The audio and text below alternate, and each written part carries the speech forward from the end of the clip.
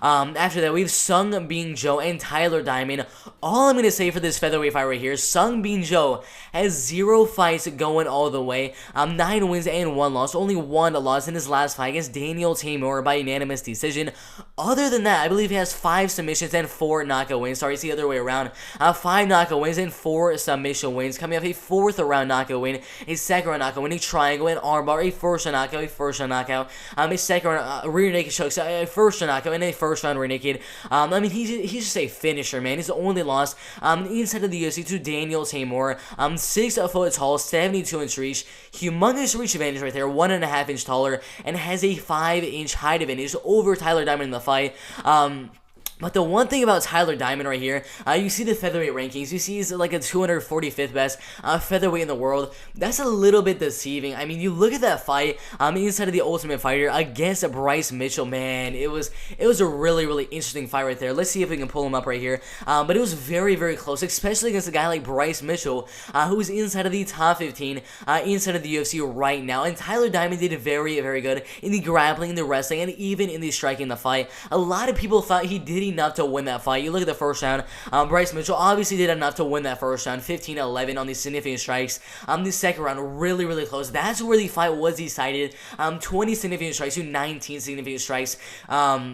Very, very close round in the second round right there. But Tyler Diamond, 51 significant strikes to 38. 3 takedowns at a 75% ratio. 2 reversals. That means if Bryce Mitchell got on top of him, he reversed the position and got on top of Bryce Mitchell. Very, very good wrestler. Very, very good submission skills as well.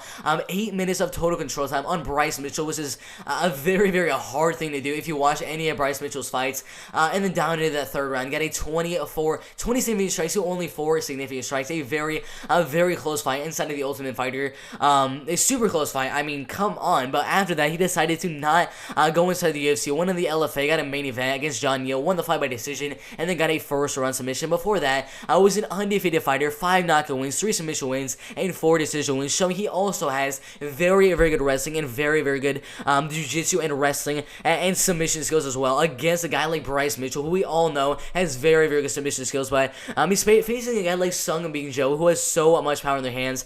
You look right here, 33% going for him to win the fight, mainly by KO TKO. A lot of people are really hyped on how powerful this guy is. He is so powerful. Gonna have that height advantage, gonna have that reach advantage. So in the striking game, he will have that advantage for sure, having the height and reach advantage. And he's just such a powerful, such a fast striker. But Tyler Diamond showing me some really good wrestling and some really good jiu-jitsu and submission skills in his last fight with Bryce Mitchell. So I am going to be going with Tyler Diamond to win the fight. Now keep in mind, the odds right now are -275 as a moderate favorite for Tyler Diamond. I don't agree with this at all. I think they should be -180 for Tyler Diamond, and then around plus 140, plus 145, somewhere around that range for Sung Bin Jo in the fight. I do not think he should be very, very close to -300.